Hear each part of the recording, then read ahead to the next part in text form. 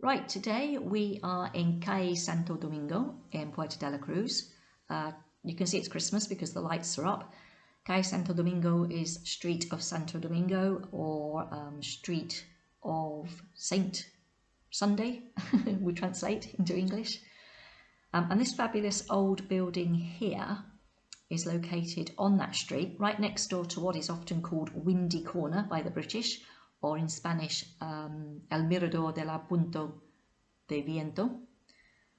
We're going to take a little walk up the steps and go through this fabulous wooden door, minding our step as we go in. Great view there down Calle Santo Domingo, and for some of you that are old school, you may remember the flower cellars that used to be down there on the left hand side. So in we go over the step into this wonderful old Canarian building. And as you can see, it is built in the proper Canarian style with the indoor courtyard. The rooms would have been located around the edge of that courtyard. So you would have had your kitchen as a separate room. You would have come out of the door of the kitchen and gone into your bedroom via the door from the courtyard, come out of your bedroom, gone in through another door to another bedroom. And it's a typical Canarian style of build for a house of this age. I don't know whether you know or not, but did you know this building used to be a convent? The construction of it began in around about 1608. It was known as the Convent of San Pedro González, and it was finished around about 1659 by the Dominican order. So I'm just taking a walk around the courtyard here so that you can get a feel for the place.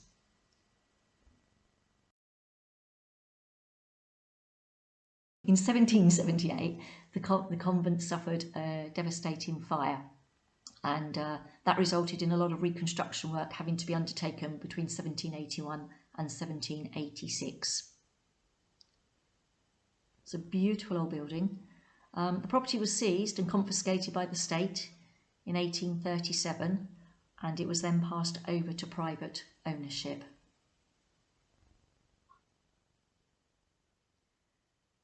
Until 2005, the house actually belonged to the family Ron, a very well-known family within Puerto de la Cruz, and they eventually sold it to the city of Puerto de la Cruz, and it's now the home of the town hall for the town. Now we can walk through from the convent through into this part of the town hall buildings.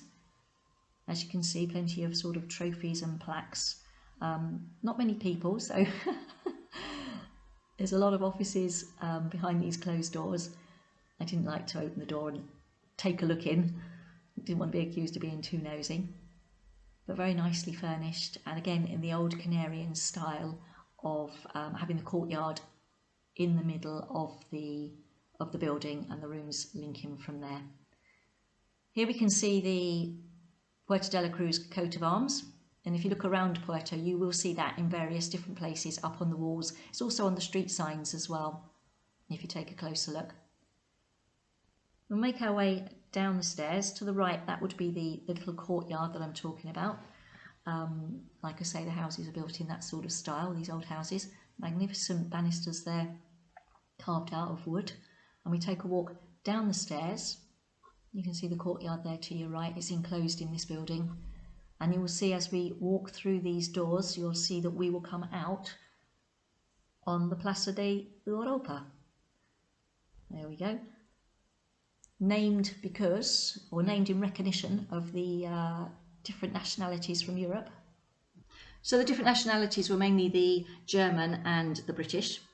As you can see over there in the background, that's the Santa Barbara Battery and the fortress.